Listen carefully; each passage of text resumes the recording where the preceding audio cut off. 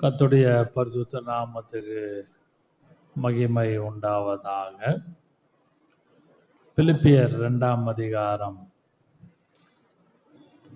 7ஆம் வசனத்தை வாசிக்கலாம். Philippians chapter 2 verse 7.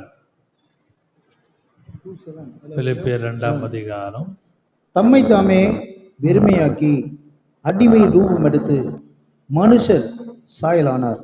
அவனைங்கள் அப்போஸ்தலனாகிய பவுல்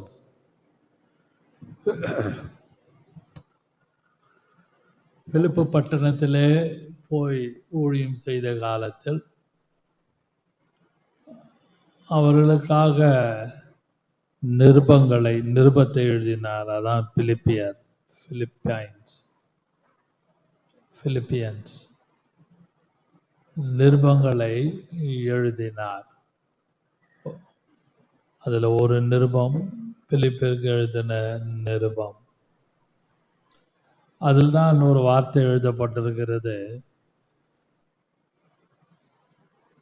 நாம் பார்ப்போமானால், took a form of a servant, became likeness of men, became a likeness of men. மனுஷ சாயலானார் என்பதை காட்டிலும் became a likeness of men. வசனம் சொல்லுகிறது, அவர் ரூபம் எடுத்து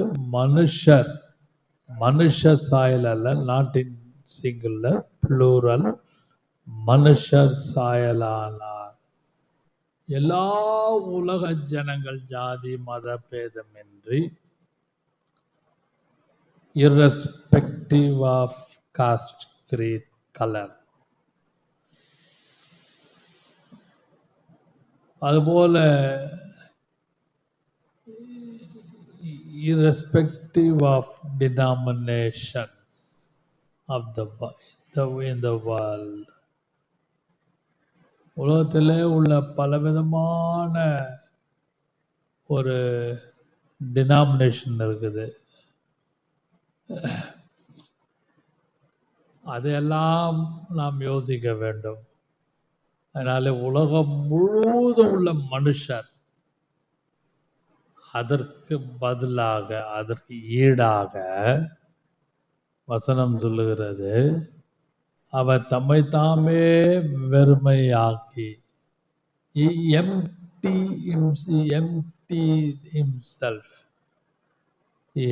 himself, அதாவது அவர் தானே எம்டியாக, ஒரு காலியான பாத்திரம் போல ரூபம் எடுத்து, அடிமையின் ரூபம் எடுத்து, அதாவது சர்வன்ட், ரொம்ப ஆழமான வார்த்தை அது. உண்மையான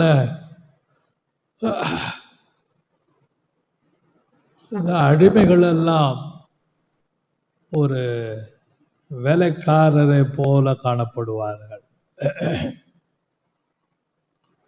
அதாவது the servants அந்த ரூபம் எடுத்து, அப்படியானால் ரொம்ப வெர்பாட்டமாக, எழுத்தின் பிரகாரமாக யோசித்து பாருங்கள். ஒரு வேலைக்காரனுடைய சாயல், ரொம்ப வார்த்தையினை பயபக்தியாக பயன்படுத்துகிறேன். It took a form of a servant. அதாவது இந்த இடத்துல பார்ப்போமானால், அடிமையின் ரூபம், ஒரு அடிமையின் ரூபமாக அவர் காணப்படுகிறார். He is not a king of Israel, or he is not a Jehovah. He left eternity. He emptied himself. அப்படியானால் பரலோகத்திலே இருக்கிற ஆசீர்வாதத்தோடும் நிறைவோடும் அவர் வரவில்லை. எல்லாவற்றையும் துறந்து, மறந்து, வெறுத்து, அவர் மனுஷனுடைய எல்லாருக்கும் உகந்த ஒரு சாயலானார். மனுஷர். அதனால்தான் உலகம் எங்கும் எல்லா இடங்களிலும் இயேசுவை விசுவாசிக்கிறார்கள். The Christianity is not a cult or religion. இது ஒரு கல்ட் அல்ல, ஒரு மதம் அல்ல. Christianity is a way to eternity. கிறிஸ்தவம் ஒரு சொர்க்கத்துக்கு, நித்தியத்துக்கு ஒரு வழிகாட்டியாக காணப்படுகிறது. அன்பான கர்த்தருடைய பிள்ளைகளே, அடிமையின் ரூபம் எடுத்து அவர் மனுஷ சாயலானார். இந்த வசனத்தை நான் தியானிக்கும் பொழுது, ஜீசஸ் became a man, ஒரு மனித அவதாரமாக இந்த உலகத்திலே வந்தார். இன்றைக்கு அதான் செய்தி, முக்கியமான சாராம்சம். நான் ஓப்பனிங் வசனம் ஒரு விதமாக இருந்தாலும் டீப் டவுன் உள்ள பார்த்தீங்களா, அங்கே வசனத்தின்படி நான் சொல்வேனால் அங்கே பார்ப்போம், became a likeness of men. மனுஷருடைய சாயல் என்று சொல்லும் பொழுது, நீங்களும் நானும் இயேசு போல, இயேசு போல, இயேசுக்காக, இயேசுக்காக, இயேசு போல என்று we have to confess daily. நன்றாக நாம் ஒவ்வொரு நாளும் ஒவ்வொரு நிமிஷமும் நாம் அறிக்கையிட்டு கொண்டே இருக்க வேண்டும். நான் இந்த பகுதியை தியானித்த பொழுது மனுஷர் சாயலானார் அப்படியானால், திஸ் மேன், இந்த மனுஷன் என்ற வார்த்தையை நான் முக்கியப்படுத்துகிறேன். திஸ் மேன் வாசிக்கலாம். லூக்கா சுவிசேஷம் 15வது அதிகாரம். அதுக்கு முன்பாக ஒரு வசனத்தை நான் சொல்லுகிறேன். யோவான் 19ஆம் அதிகாரம் 5வது வசனத்தை வாசிங்கள். John's Gospel, chapter 19, verse 5. The pilot said, behold this man. வாசிங்கள். சிவப்பங்கியும் தரித்தவராய் வெளியே வந்தார். 19:5 தான் சொல்றீங்க? 19:5. அதான் இயேசு முள்முடியும் சிவப்பங்கியும் தரித்தவராய் வெளியே வந்தார். அப்பொழுது பிலாத்து அவர்களை நோக்கி, இதோ இந்த மனுஷன் என்றான். இதோ இந்த மனுஷன். இந்த வசனத்தை நன்றாக யோசித்து பாருங்கள். இயேசு கொல்கோதாவுக்கு போகிற வழி, அவர் அந்த நியாய தீர்ப்புக்காக அரண்மனையிலே அவர் காணப்படுகிறார். அந்த இடத்திலே ஒரு வார்த்தை எழுதப்பட்டிருக்கிறது. 19ஆம் அதிகாரம் 5ஆம் வசனத்திலே, மறுபடியும் பிலாத்து வெளியில வந்து, நான் இவனிடத்தில் 4ஆம் வசனம் காணவில்லை, ஒரு குற்றமும் காணவில்லை, இதோ உங்களிடத்தில் இவனை வெளியே கொண்டு வருகிறேன் என்றான். இயேசு சிவப்பங்கி தரித்தவராய் வெளியே வந்தார். அப்பொழுது பிலாத்து அவர்களை நோக்கி, இதோ இந்த மனுஷன் என்றான். அன்பான கர்த்தருடைய பிள்ளைகளே, நாம் அன்றாட வாழ்க்கையில கூட இதோ இங்க இருக்கு பாரு, காலையிலலாம் தேடிட்டு இருக்கிறீங்க, 2 நாளா தேடுறீங்க. அங்க போய் பார்த்தா, மாடியில பார்த்தா, ஹால்ல, பெட்ரூம்ல, வராண்டால, பார்க்கிங்ல, ரோட்ல, எங்கெல்லாம் தேடியாச்சு. கடைசியா ஒரு வார்த்தை சொல், இதோ இருக்குத, இங்க இருக்குத சொல்றோமா இல்லையா? அதுபோல மறுபடியும் பிலாத்து இயேசுவை அந்த வசனத்தை வாசிங்க. 19ஆம் அதிகாரம் 5ஆம் 19:5 இயேசு முள்முடியும் சிவப்பையும் தரித்தவராய் வெளியே வந்தார். வெளியே வந்தார். அப்பொழுது பிலாத்து அவர்களை நோக்கி, இதோ இந்த மனுஷன் என்றார். Behold this man, behold this man, இதோ இந்த மனுஷன், இதோ இந்த மனுஷன் என்றான். நல்ல கவனிங்கள். ஒரு கூட்டம் பிலாத்துடைய அரண்மனைக்கு வெளியே நிற்கிறது. ஜட்ஜ்மெண்ட் பாஸ் பண்றான். அவனால என்ன பண்றதுன்னு தெரியல. அப்படியே கை கழுவிட்டான். ஹிஸ்டரி சொல்லுகிறது, ஜீனியாலஜி ஹிஸ்டரியில் பார்ப்போமானால், பிலாத்து இந்த தவறு செய்தபடினாலே சாவர வரைக்கும் அப்படியே பண்ணிட்டு இருந்தாங்க. கை கழுவின ஒரு சரித்திரத்திலே இதை எழுதப்பட்டிருக்கிறது. ஆகினாலே நான் குறிப்புக்கு வருகிறேன். பிலாத்து அப்படியே பட்டும் படாம ஒரு ஜட்மெண்ட்டை கொண்டாந்து கொடுத்து, இதோ இந்த மனுஷன், அப்படிப்பட்டவர் யார் என்று யோசிங்களேன். எல்லாவற்றையும் முற்றிலும் துறந்து, எல்லாவற்றையும் அவர் வெளியிலே கொண்டு வந்து எல்லாவற்றையும் விட்டு விலகினவராக, தள்ளப்பட்டவராக பரலோகத்திலிருந்து பூலோகத்துக்கு வந்தார். தள்ளப்பட்டதெல்லாம் ஒரு டீக்ரேடா பேசல அந்த வார்த்தை. He was pushed out from heaven. தேவனுடைய அனாதி தீர்மானம், சித்தம் எல்லாம் காணப்பட்டாலும் அவர் அங்கிருந்து கீழே பூமிக்கு அடிமை ரூபம் எடுக்க அவர் வந்தார். நானா ஒரு வார்த்தை சொல்றேன், he was pushed out. எவ்வளோ பேர் இருந்திருப்பாங்க பரலோகத்தில்.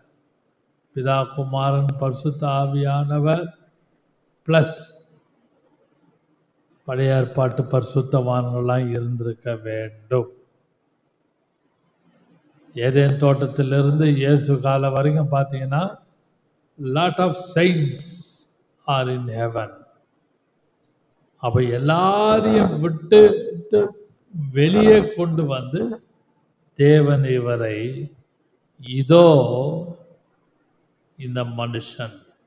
பிலாத்து சொன்னது போல இயேசு தேவன் நம்மை பார்த்து உலகம் முழுவதும் அவர் சொல்லுகிறார், தேவன் தம்முடைய ஒரே பேரான குமாரனை விசுவாசிக்கிறவன் எவனோ அவன் கெட்டு போகாமல் நித்திய ஜீவனை சுதந்தரிக்க. அப்படியானால் எல்லாரையும் விட்டுட்டு the Lord God focused Jesus. அன்பான கர்த்தருடைய பிள்ளை, நான் இந்த வசனத்தை சற்று யோசித்து தியானித்து கொண்டிருக்கும் பொழுது, இந்த மனுஷன், இதோ இந்த மனுஷன், behold this man, இந்த கொண்டாந்து அப்பா அந்த மனுஷனை குறித்து என்ன விளக்கம் காணப்பட்டது? அவனிங்கள் இயேசுவை ஒரு மனித அவதாரம் என்று வேதம் சொல்லுகிறது. நான் சொல்லல, பவுல் சொல்லல, பரிசுத்தவான்கள் சொல்லல. பிலிப்பியர் எழுத நிருபத்திலே எழுதப்பட்ட வார்த்தை என்ன? அடிமையின் ரூபம் எடுத்து மனுஷர் சாயலானார். அப்படிப்பட்டவரை, அப்படிப்பட்ட ஒரு சூழ்நிலையிலே வந்தவரை பிலாத்து மறுபடியும் இயேசுவை வெளியே கொண்டு வந்து, behold this man, இதோ இந்த மனுஷன்றார். அப்படியானால் அந்த மனுஷனை குறித்து உள்ள ஒரு ஒப்பீனியன் பாலஸ்தீனா முழுவதும், எருசலேம் முழுவதும், யூதயா முழுவதும், சமாரியா முழுவதும், அது மட்டுமல்லாமல் இங்கு எல்லா எரிகோ முழுவதும், இயேசு சென்ற பாதை முழுவதும் இந்த மனுஷன் யாரு, இந்த மனுஷன் யாரு, இந்த மனுஷன் யாரு, இந்த ஆள் யாரு, இந்த ஆள் யாரு என்று எல்லாருக்குள்ளேயும் ஒரு கேள்வி காணப்பட்டது.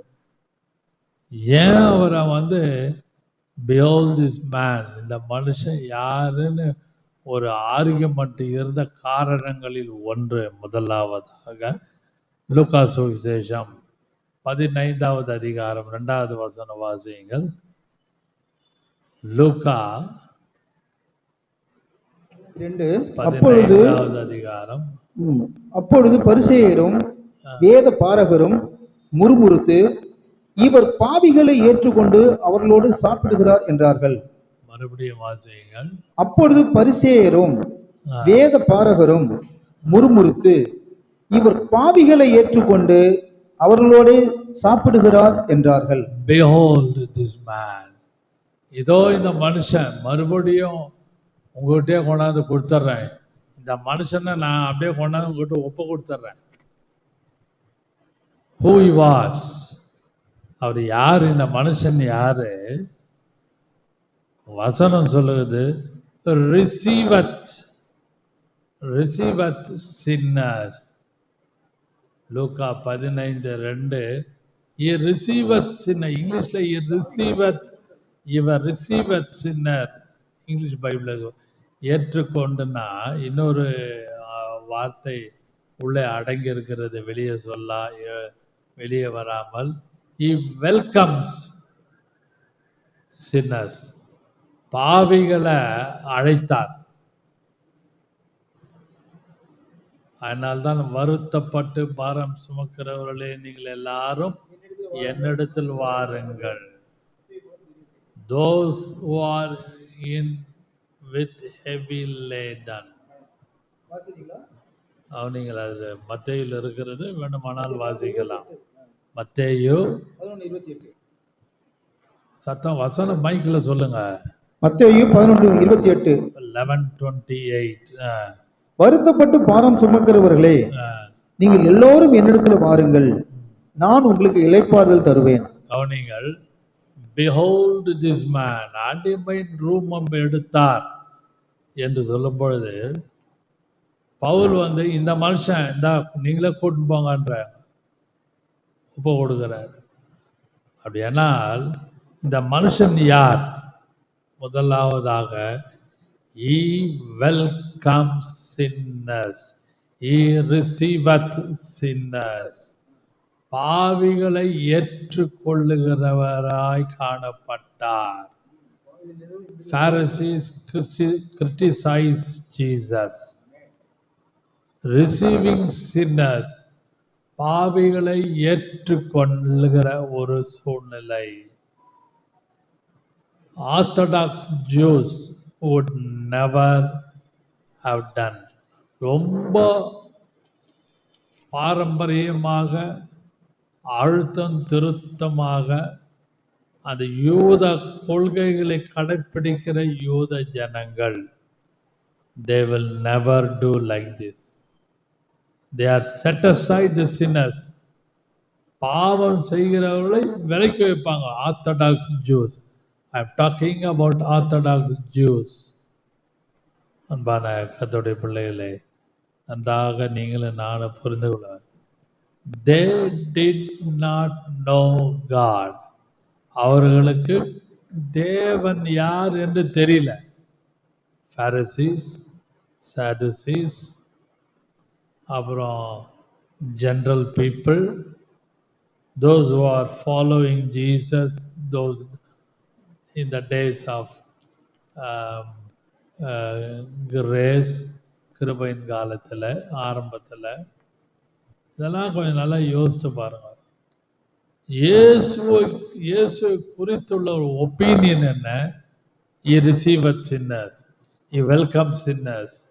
பாவிகளை ஏற்றுக்கொள்றாரு, பாவிகளை வரவேற்கிறாருன்ற ஒரு அக்யூசேஷன் இருந்தது. Behold this man. இந்த மனுஷனை குறித்து ஒரு பேட் ரிப்போர்ட் இருந்தது. அதுபோல உங்களை குறித்தும் நம்மளை குறித்தும் ரட்சிக்கப்பட்டவர்களை குறித்தும் அதோடைய பிள்ளைகளை குறித்தும் ஊழியர்களை குறித்தும் ஊழியக்காரிகளை குறித்தும் விசுவாசிகளை குறித்தும் பரிசுத்தவான்களை குறித்தும் நீதிமான்களை குறித்தும் பிரித்தெடுக்கப்பட்டவர்களை குறித்தும் there is always bad report. Within the home, through the neighbor, within the church, or in the office, wherever we go every day. ஒரு பேட் திங்கிங், ஒரு பேட் ரிப்போர்ட் இருக்கும். ஆனால் other side of the coin, நாணயத்தின் மறுபக்கத்திலே நீங்களும் நானும் பார்க்கும் பொழுது, there is a good report also about this man. இந்த மனுஷன் கொண்டாந்து நிறுத்துறாங்க, பிலாத்து கொண்டாந்து நிறுத்துறான்.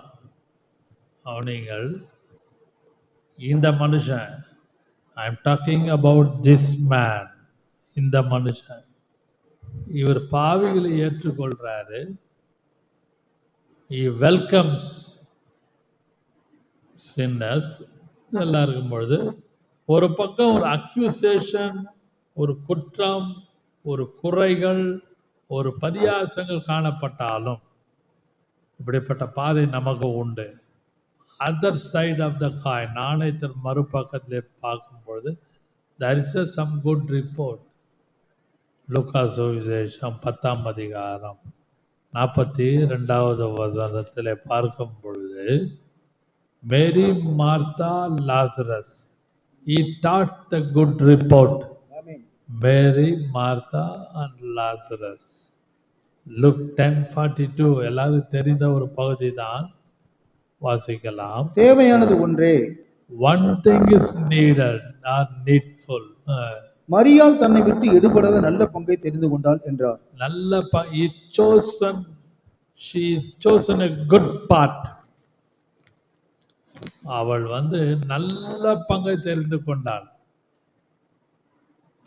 from whom? யாரிடத்தில்? இயேசு கிட்ட, from Jesus. ஒரு கூட்டம் சொல்லுது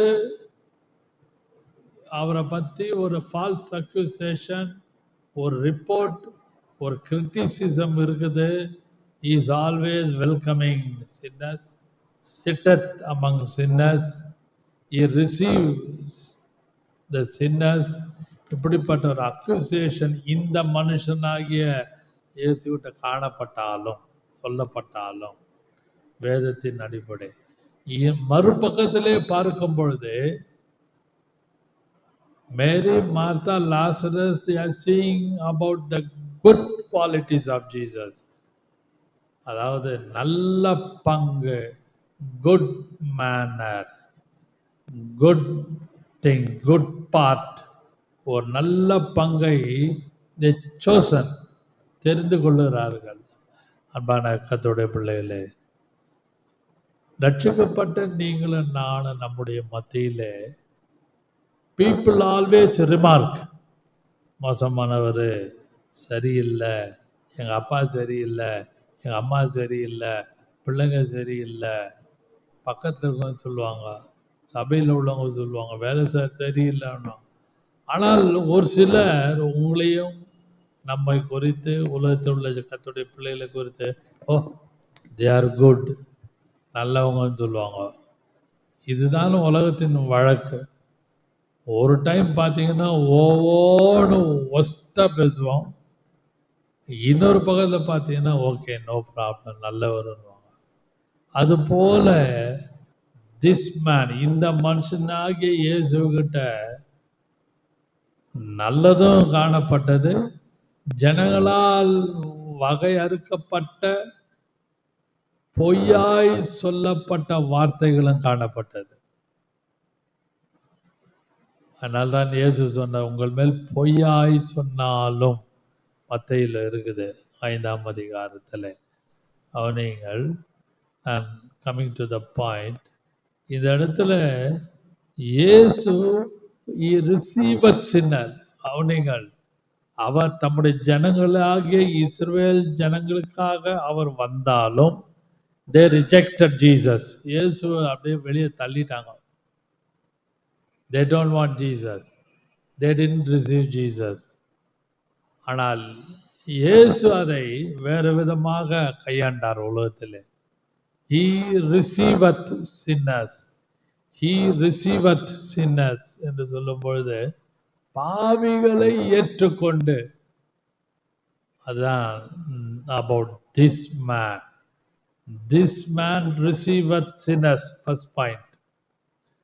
அன்பான கர்த்தருடைய பிள்ளைகளே, இன்னொரு உதாரணத்தை நான் சொல்லுவேன். ஆனால் லூக்கா 19ஆம் அதிகாரம் முதல் 10 வசனத்துல he called Jesus. He called Jesus. I must abide at thy house. I must abide at thy house. Come down. Zacchaeus, come down. சகைவே, நீ கீழே இறங்கி வா, இன்றைக்கு நான் உன் வீட்டிலே தங்க வேண்டும். அதெல்லாம் யோசிச்சு பாருங்க. அவன் ஒரு ஆயக்காரன், அவன் ஒரு ரோமன் கவர்மெண்ட்டுக்காக வேலை செஞ்சுட்டு இருந்தான். அன்பான கர்த்தர், Jesus was criticized for being a guest.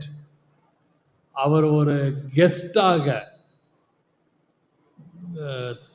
கெஸ்டுக்கு தமிழ்ல எப்படின்னு சொல்ல முடியல, ஒரு விருந்தாளியாக இயேசு சகை வீட்டுக்கு போறார். அதுல ரொம்ப ஆழமான பாயிண்ட். ஒரு விருந்தாளியாக உள்ள அந்த வீட்டுக்குள்ள போறாரு. ஒரு கெஸ்டாக போய் இருந்து அந்த இடத்துல இயேசு சொல்ற பார்த்தீங்கன்னா, I must abide with you. Who he was? He was a tax collector. அவன் ஆயக்காரன். Working for the government of Rome. Working for the government of Rome. அன்பான விசுவாசிகள், இதை பார்த்து கேட்டுக்கொண்டிருக்கிற யாரானாலும், இயேசு பாவிகளுக்காக இந்த மனுஷன் this man, இந்த மனுஷனாகிய இயேசு பாவிகளுக்காக உலகத்தில் வந்தார். அதை நன்றாக விளங்கிக் கொள்ளுங்கள். அப்படிப்பட்ட பாவியாகிய ஆயக்காரனாகிய சகைகிட்ட போனபடினாலே அவனுக்குள்ள ஒரு மாற்றம் வந்தது. என்ன? What change we can see about Zacchaeus? I will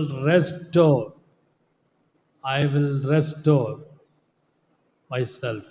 நான் என்னையே புதுப்பித்து I will give fourfold, நாலத்தனையாக கொடுக்கிறேன்றான்.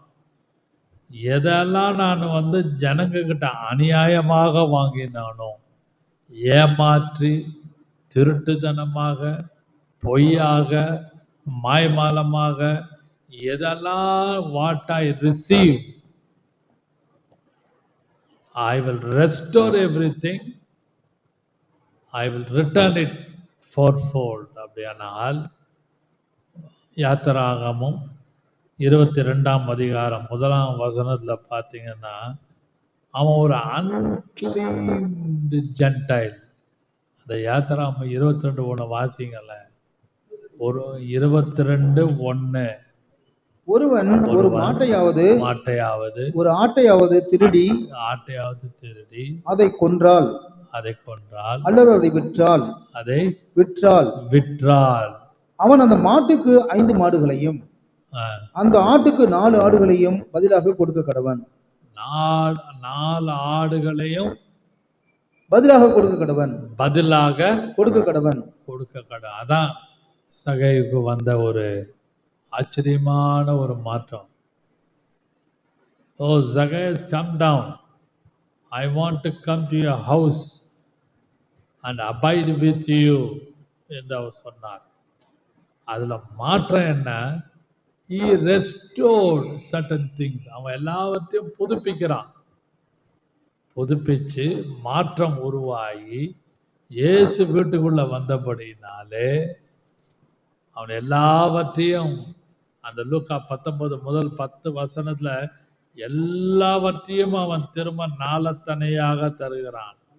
அந்த வசனம் வாசினா ரொம்ப ஆச்சரியமா இருக்கும். 19:8 சகையு நின்று கர்த்தரை நோக்கி, ஆண்டவரே, என் ஆஸ்திகளில் பாதியை ஏழைகளுக்கு கொடுக்கிறேன். என் ஆஸ்திகளில் பாதியை ஏழைகளுக்கு கொடுப்பேன். நான் ஒருவனிடத்துல எதையாகிலும் அநியாயமாய் வாங்கினால் நாள் அத்தனையாக திரும்ப செலுத்துகிறேன். அந்த வசனத்தை, அந்த வார்த்தைய யாத்திராம் 22:1 கம்பேர் பண்ணீங்கன்னா அதான் அவன் செஞ்சான். He did according to the Old Testament. He did according to the Old Testament. What was the underneath reason? உள்ளான அடித்தளத்துல ரீசன் என்ன, காரணம் என்ன? Jesus receiveth sinners. இயேசு பாவிகளை ஏற்றுக்கொண்டபடினாலே சகேவு ஆகிய ஆயக்காரன், unclean Gentile, அழுக்கான புறஜாதியானை கர்த்தர் மாற்றினார், இயேசு மாற்றினார். அதான் ரொம்ப ஆழமான வார்த்தை. அன்பான கர்த்தருடைய பிள்ளைகளே, நீங்களும் நானும் நன்றாக விளங்கிக் கொள்ள வேண்டும். இயேசு திஸ் மேன், அந்த பிலாத்து சொல்றான், இந்த மனுஷன்றான். அந்த மனுஷன் யார்? பாவிகளை ஏற்றுக்கொள்ளுகிற மனுஷன். ரெண்டாவதாக அதான் அவர் மேல வந்த அக்யூசேஷன். ரெண்டாவதாக ஜான்ஸ் காஸ்பல் 12:19. John's gospel 12:19. அப்பொழுது பரிசேயர் ஒருவரை ஒருவர் நோக்கி, நீங்கள் செய்கிறதெல்லாம் வீண் என்று அறிகிறது இல்லையா? இதோ உலகமே அவனுக்கு பின் சென்று போயிட்டே என்றார்கள். மறுபடியும் வாசியுங்கள். அப்பொழுது பரிசேயர் ஒருவரை ஒருவர் நோக்கி, நீங்கள் செய்கிறது எல்லாம் வீண் என்று அறிகிறது இல்லையா? இதோ உலகமே அவனுக்கு பின் சென்று போயிற்றே என்றார்கள். அவர்கள் அந்த பரிசேயர் சொல்ற வார்த்தை இயேசு குறித்து, திஸ் மேன் சொல்லிட்டு, behold, இதோ உலகமே அவனுக்கு பின் சென்று போயிற்றே என்று சொல்லும் பொழுது, இந்த குருடர், அதாவது நீங்க பார்த்தீங்கன்னா அப்படிப்பட்ட அற்புதம் செய்தார். அதாவது நீங்க 17ஆம் வசனம் வாசிங்க. அன்றியும் அவருடைய கூட இருந்த ஜனங்கள் அவர் லாசருவை கல்லறையிலிருந்து வெளியே வரவழைத்து, இதெல்லாம் எங்க நடக்குது? வெளியில நடக்குது, வே சைட், ஆன் ரோட். அவனை உயிரோடு எழுப்பினார் என்று சாட்சி கொடுத்தார்கள். அப்படிப்பட்ட அற்புதத்தை அவர் செய்தார் என்று ஜனங்கள் கேள்விப்பட்டு, இதெல்லாம் சர்ச்சில் நடக்கல, தேவாலயத்துல நடக்கல, ஜெபாலயம் சின்னகாகுல நடக்கல. These are all happened on road, வெளியில ஓப்பனா நடக்குது. அதனால இந்த வசனத்துல இயேசு திஸ் மேன், இந்த மனுஷன் பிலாத்து சொல்றான், இதோ இந்த மனுஷன் சொல்றான். அப்ப இந்த மனுஷன் யார்? He was a street preacher. அவர் ஒரு தெரு பிரசங்கியார். நல்லா நன்றாக யோசியுங்கள், வழங்கி கொள்ளுங்கள். இதெல்லாம் செல்ஃப் ஸ்டடி. உட்காந்து படித்தா நல்லா விளங்கும். உட்காந்து படிக்கணும் பைபிளை. அது தெரிஞ்ச சப்ஜெக்ட் தான். இதோ உலகமே அவன் பின்பாக செல்கிறதே, சென்று போயிற்று. அப்படின்னா Jesus was moving, Jesus was walking on road. ஏதோ ஒரு வழியா போறாரு. லாசரு கல்லறையிலிருந்து எழுப்பிட்டு அந்த வழியாக அப்படியே போறாரு. உலகமே ஒரு பின்னாடி செல்லுதே என்று சொல்லும் பொழுது, ஐ கால் இட், இந்த இடத்துல நான் முக்கியப்படுத்துகிறேன் ஒரு குறிப்பை, Jesus known as a street preacher. இன்னைக்கு ஸ்ட்ரீட் ப்ரீச்சிங்லாம் இல்லை. கர்த்தருடைய கிருபையினாலே ஊழியத்திலே நான் வந்த ஆரம்ப காலத்திலே எவ்ரி மண்டே ஊழியக்காரர்களாகிய நாங்கள், ஜெப வீட்டில் இருந்த அப்பொழுது உள்ள ஊழியக்காரர்களாகிய நாங்கள் அனைவரும் எவ்ரி மண்டே பெட்ரோமேக்ஸ்லாம் கொளுத்தி எடுத்துகிட்டு போவோம். பெரம்பூர் ரயில்வே ஸ்டேஷன், பழைய மூர் மார்க்கெட், இப்பொழுது இருக்கிற மூர் மார்க்கெட் அல்ல, ஓல்டு மூர் மார்க்கெட். ரொம்ப பழைய மூர் மார்க்கெட்டில் எரிச்சிட்டாங்க, எரிஞ்சு போச்சு. வெள்ளைக்காரன் கட்டினது ரொம்ப அழகாக இருக்கும்.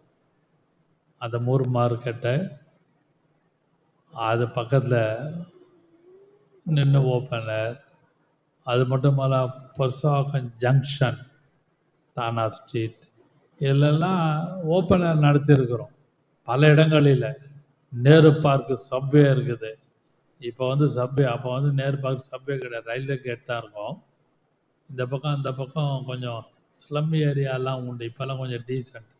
அப்போ அது உள்ளே போய் நாங்கள் போய் நடத்துவோம். ஊழியக்காரராக நாங்கள் அப்போ இருந்த ஊழியக்காரன். அதெல்லாம் கொஞ்சம் யோசித்து பாருங்கள். அப்படிப்பட்ட அற்புதத்தை செய்தார் இயேசு. அப்பொழுது பரிசேயர், யோவான் 12ஆம் அதிகாரம் அந்த 19ஆம் வசனத்துல, இதோ உலகமே அவருக்கு பின் சென்றது. பிலாத்து உள்ள இருந்து இயேசுவை வெளியே கொண்டு வந்து விட்டான். இதோ இந்த மனுஷன், behold this man. அப்ப இந்த மனுஷன் யார்? he was a street preacher. அவர் மாட மாளிகையிலையோ ஒரு ஹால் ரெண்ட்டுக்கு எடுத்தோ ஒரு லேண்டை வாங்கி பில்டிங் அழகாக சபையை கட்டி ரொம்ப ரொம்ப மல்டி ஸ்டோரி பில்டிங்லாம் கட்டி சபை நடத்தலை. இன்னைக்கு நீங்களும் நானும் அப்படி செய்கிறோம், தப்பு இல்லை. இன்னைக்குள்ள காலகட்டம், இயேசு இருந்த காலகட்டத்தை யோசித்து பார்க்கும் பொழுது he was moving every day, morning to evening till night, every day, every hour, every year, 3.5 years, night and day he was moving one place to another place. அன்பான கர்த்தருடைய பிள்ளைகளை நன்றாக யோசித்து பாருங்கள். அதனால்தான் known as a street preacher. இதோ இந்த மனுஷன் யார்? அந்த மனுஷன் யோசித்து பாருங்க. என்ன என்ன எதை முக்கியப்படுத்துகிறேன், எதை முக்கியப்படுத்துகிறேன்? அவர் வந்து ஒரு தெரு பிரசங்கியா. கொஞ்ச நாளைக்கு முன்னாடி, பல வருஷங்களுக்கு முன்பாக, பழைய விசுவாசிகளுக்கு தெரியும், ஏசியில் கொடை பிரசங்கியார்னு ஒருத்தர் இருந்தார். உங்களுக்கெல்லாம் தெரியாது, ரொம்ப பேருக்கு தெரியாது. கொடை பிரசங்கியார் அந்த கொடை பிரசங்கியார் வந்து ஒன்றும் பேச மாட்டார். பீச்சில் ஜனங்க மத்தியில் போய் கொடையை விரிச்சிட்டு உக்காந்துட்டு அப்படியே இருப்பார். ஜனங்க வருவாங்க, என்ன கொடையிலெல்லாம் இயேசுவின் ரத்தம் ஜெயம், கொடையிலெல்லாம் வசனம் எழுதியிருக்கும். அதனால இஸ் நோன் ஆஸ் அ கொடை பிரசங்கியா. அப்படிதான் அவருக்கு பேரே வச்சுட்டாங்க எல்லாரும் கிறிஸ்தவ உலகத்தில். எங்க கொடை பிரசங்கியார் எங்க? அவர் ஆதியில அந்த ஃபேமிலிலாம் ஏசியில் இருந்தவங்க ஒரு காலத்தில். கர்த்தருடைய பிள்ளைகளை, ஏன் நான் இதை சொல்லுகிறேன் என்றால், Jesus known as a street preacher. ரொம்ப ஆழமான வார்த்தை அது. ஏன் அந்த வார்த்தையை நான் முக்கியப்படுத்துகிறேன் என்றால், எல்லா இடங்களிலும் வெளியிலே நின்று, he didn't preach in synagogue. ஏதோ ஒரு தடவை அவர் 12 இயர்ஸ்ல அவர் தேவாலயத்தில் வாசித்த பின்பு புஸ்தக சுருளை சுருட்டி அல்லது மடக்கி பணிவிடைக்காரனிடத்தில் கொடுத்தார்னு லூக்கா 4ஆம் அதிகாரத்தில் எழுதப்பட்டிருக்கிறது. ஆனால் இந்த இடத்துல he was on road, he was on street, he was on open air. வெட்ட வெளியில் இருக்கிறார். அதனால்தான் he is known as a street preacher. Coming to the point, அவர் ஒரு இடத்துல நின்று, வெளியில நின்று பேசுறாரு. ஒரு குறிப்பை தருகிறேன், வாசியுங்கள். ஜான்ஸ் காஸ்பல் 7:35 to 49 நீங்க படிச்சீங்கன்னா, யோவான் 7ஆம் அதிகாரம் 35வது வசனத்துல வசனம் சொல்லுகிறது, பண்டிகை 37ஆம் வசனம், பண்டிகையின் கடைசி நாளிலே, கடைசி நாளை பிரதான நாளிலே இயேசு நின்று சத்தமிட்டு, ஒருவன் தாகமாயிருந்தால் என்னிடத்துல வந்து பானம் பண்ண கடவன். கவனிங்கள், அது வந்து ஃபீஸ்ட் ஆஃப் டேபர்னாக்கிள், கூடார பண்டிகை. அந்த கூடார பண்டிகைக்கு ஜனங்க தேவாலயத்துக்குள்ள போறதும் வர்றதும் பிஸியா இருப்பாங்க. தண்ணீர்லாம் குடம் குடமா கொண்டு போவான் அந்த அந்த பரிசு the priest of the synagogue. தண்ணிலாம் அந்த குடம் குடமா தண்ணி உள்ள கொண்டு போனோம், கொண்டாடணும். they were busy with the feast. அந்த பண்டிகையிலே ரொம்ப they are involved. அப்போ அந்த கூட்டத்தின் மத்தியிலே வெளியிலே நின்று, அந்த தேவாலயத்துக்கு வெளியிலே நின்று இயேசு சொல்ற வார்த்தையை பார்த்தீங்கன்னா, அந்த ரொம்ப அந்த வாசனத்தை வாசிங்கன்னா 7ஆம் அதிகாரம் 2வது வசனம் வாசிங்க. 2வது வசனம், யூதருடைய கூடார பண்டிகை சமீபமாயிருந்தது. அந்த நாளை பார்த்தாரு. குறிப்பிட்ட நாள் கிட்ட வருது. ஜனங்கள்லாம் சினகாக் அந்த தேவாலயத்துக்கு ஓடி வருவாங்க. ஜபாலயத்துக்கு, அந்த தேவாலயத்துக்கு சின்னகாக ஜபாலயம் அங்கங்கே சின்னதாக இருக்கும், சிறு சிறு இடங்களிலே இருக்கும். அந்த எருசலேம் தேவாலயம் ஏரோதெல்லாம் கட்டப்பட்ட பெரிய தேவாலயம் காணப்பட்டது. அங்கே வரும்பொழுது சொல்லுகிற ஒரு வார்த்தை, நின்று வெளியிலே நின்று ஒருவன் தாகமாய் இருந்தால் என்னிடத்திலே கூடார கிரேட் ஆஃப் த ஃபீஸ்ட், கூடார மகா பெரிய பண்டிகை, அதுல வெளியில நின்று, அப்போ வழியிலே நின்று, எரேமியா 6ஆம் அதிகாரம் 16ஆம் வசனம் நமக்கு எல்லாருக்கும் தெரிந்த வசனம், வழிகளிலே நின்று பூர்வீக பாதை என்று எது என்று கேட்டு விசாரித்து அதிலே நடவுங்கள். எரேமியா 6ஆம் அதிகாரம் 16ஆம் வசனத்தை பார்ப்போமானால், வழியில நின்று கேட்கணும். He was standing outside of the temple. Jesus was standing outside of the temple. அங்கதான் இருந்து சொல்றாரு, ஒருவன் தாகமாய் இருந்தால் என்னிடத்துல வந்து பானம் பண்ண கடை. ஏன்னா கூடார பண்டிகைக்கு வாட்டர் இஸ் நீடட். கூடார பண்டிகைக்கு தேவாலயத்தில் உள்ள பிரீஸ்ட் எல்லாம் குடமா தண்ணி உள்ள கொண்டு போறாங்க, கொண்டாடுறாங்க. அந்த சந்தர்ப்பத்தை பயன்படுத்தி வழியில வெளியில நின்று, வாசியங்கள் 6:16 எரேமியா, வழிகளில் நின்று பூர்வ பாதைகள் எவை என்று கேட்டு விசாரித்து நல்ல வழி எங்கே என்று பார்த்து அதிலே நடவுங்கள், அப்பொழுது உங்கள் ஆத்துமாவுக்கு இளைப்பாறுதல் கிடைக்கும் என்று. இளைப்பாறுதல் கிடைக்கும் கர்த்தர் சொல்றார். அதையாக்கம் சொல்றாரு, இயேசு சொல்றாரு. இந்த இடத்துல பாத்தீங்கன்னா, என்னிடத்திலிருந்து ஜீவ தண்ணீர் உள்ள நதிகள் ஓடும். அல்லேலூயா.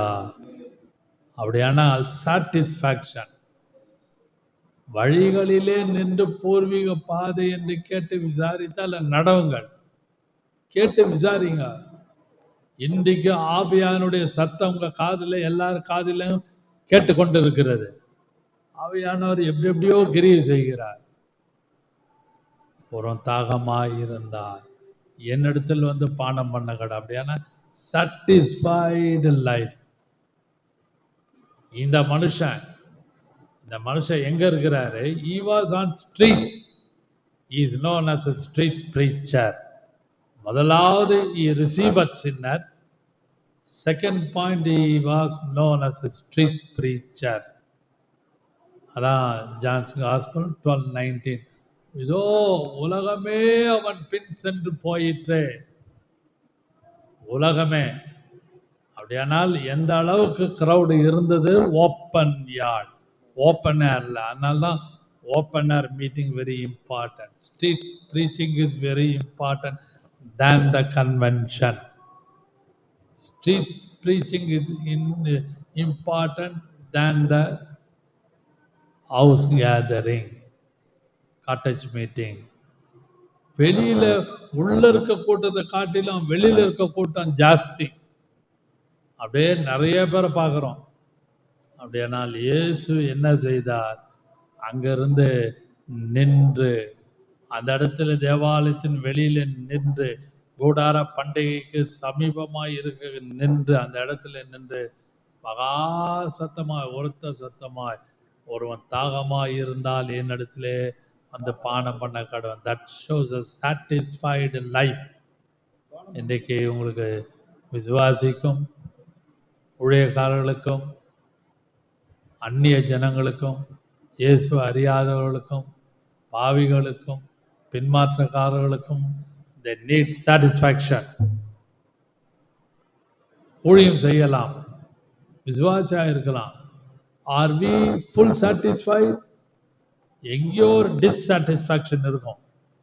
ஆனால் இயேசு அந்த பரிசுத்த ஆவியை நீங்களும் நானும் அதை அறிக்கையிட்டு அந்நிய பாஷையை ஒவ்வொரு நாளும் நம்முடைய வாழ்க்கையிலே நாம் பேசிக்கொண்டு இருப்போமானால் he will give a full satisfaction. கடைசியாக ஒரே ஒரு வசனத்தை வாசிய முடிக்கலாம். அப்போஸ்தலர் 13:38 வாசியுங்கள்.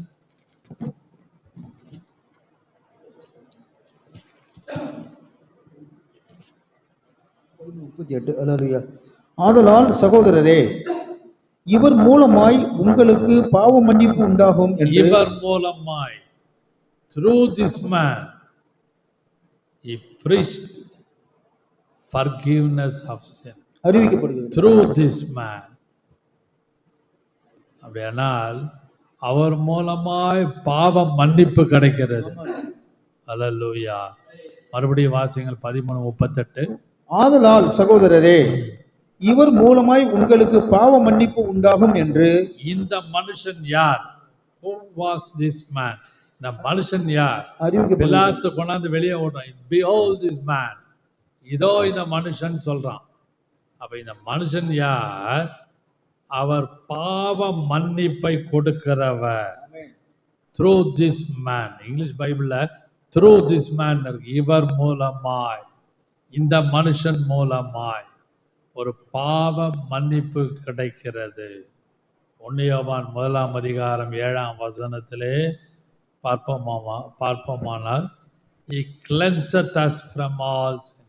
எல்லா பாவங்களிலிருந்து, எல்லா சிற்றின்பங்களிலிருந்து, எல்லா வேதனையில இருந்து, எல்லா சூழ்நிலையிலிருந்து அவர் நமக்கு விடுதலை கொடுக்கிறார். 1 யோவான் 1:7 வாசிப்போமானால், அவர் ஒளியில் இருக்கிறது போல நாமும் ஒளியிலே நடந்தால் ஒருவரோடு ஒருவர் ஐக்கியப்பட்டிருப்போம். அவருடைய குமாரனாகிய இயேசு கிறிஸ்துவின் இரத்தம், அவருடைய இரத்தம் சகல பாவங்களை நீக்கி நம்மை சுத்திகரிக்கும். ஆமென். Through this man there is a forgiveness of sin. இந்த மனுஷன் மூலமாக பாவ மன்னிப்பு உண்டு. எப்படி உண்டு? Through his blood shed. அவருடைய இரத்தத்தின் மூலமாக பாவ மன்னிப்பை நாம் பெற்றிருக்கிறோம். உலகம் முழுவதுக்கும் தேவை ஒரு பாடன், ஒரு மன்னிப்பு தேவை. யார் யார் இதை கேட்டு பார்த்து கொண்டிருக்கிறீர்களோ விசுவாசிங்கள். இயேசுதான் வழி, இயேசுதான் சத்தியம், இயேசுதான் நீதிபரர், இயேசுதான் பரலோகத்துக்கும் சொர்க்கத்துக்கும் சொர்க்க வாசல் திறக்கும் என்று காத்து கொண்டிருக்கிற யாரானாலும் இதை பார்த்து கேட்டு கொண்டிருக்கிறவர்கள் அநேகர் புறஜாதியார், இயேசு அறியாதவர்கள், இயேசுவை பின்பற்றவர்கள் எல்லாரும் உலக ஜனங்கள் இன்றைக்கு சொர்க்க வாசல் திறக்கும், சொர்க்க வாசல் திறக்கும் என்று அவர்கள் ஒரு நாளை குறித்து ஒவ்வொரு ஆலயத்துக்கு, ஒவ்வொரு டெம்பிளுக்கு போகிறார்கள். ஆனால் ஒரே ஒரு சொர்க்க வாசல், பரலோக வாசல். அது இயேசு சொல்லுகிறார், வருத்தப்பட்டு பாரம் சுமக்கிறவர்களே நீங்கள் எல்லாரும் என்னிடத்தில் வாருங்கள், நான் உங்களுக்கு இளைப்பாறுதலும் பாவம் மன்னிப்பும் நான் கொடுக்கிறேன். Through this man there is a forgiveness of sin. நாம் ஜெபம் பண்ணுவோம்.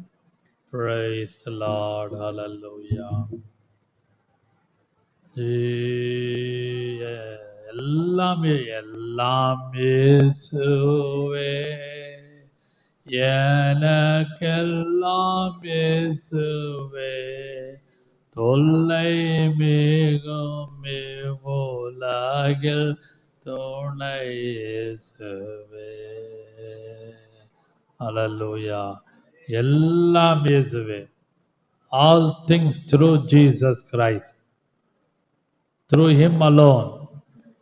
எல்லாம் அவர் மூலமாக, எல்லாமே all in all. Hallelujah. இப்படிப்பட்ட ஒரு இயேசுவை கர்த்தர் நமக்கு கொடுத்திருக்கிறார். This man, இந்த மனுஷன் யார்? He receiveth sinner. பாவிகளை ஏற்றுக்கொண்டு இந்த மனுஷன். Who is this man? இந்த மனுஷன் யார்? He known as a street preacher. அவர் ஒரு தெரு பிரசங்கியார். இந்த மனுஷன் யார்? மூணாவது, he is known as through this man forgiveness of sin. இந்த மனுஷன் மூலமாக பாவ மன்னிப்பு உண்டு. 3 காரியத்தை குறித்து நாம் தியானித்தோம். அன்பின் பிதாவை, இந்த வழியில் நாங்கள் எங்களை தாழ்த்துகிறோம், படைக்கிறோம். அப்பா, நீர் எல்லாவற்றையும் அறிந்திருக்கிறீர்.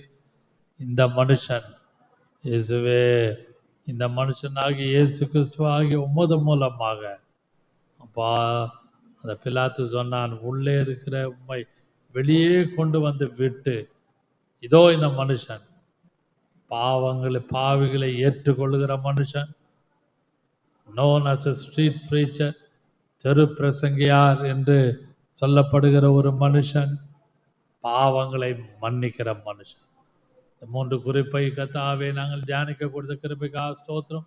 இதை பார்த்து கேட்டுக்கொண்டிருக்கிற யாரானாலும் எல்லாருக்கும் வேண்டிய பாவ மன்னிப்பை கொடுத்து, சமாதானத்தை கொடுத்து, திருப்தியை கொடுத்து, வழி நடத்தி கர்த்தாவே நீர் ஏற்றுக்கொண்டு சமாதானத்தை முற்றிலும் கட்டளையிடுவீராக. இயேசுவின் நாமத்தில் பிதாவே, ஆமென், ஆமென், ஆமென்.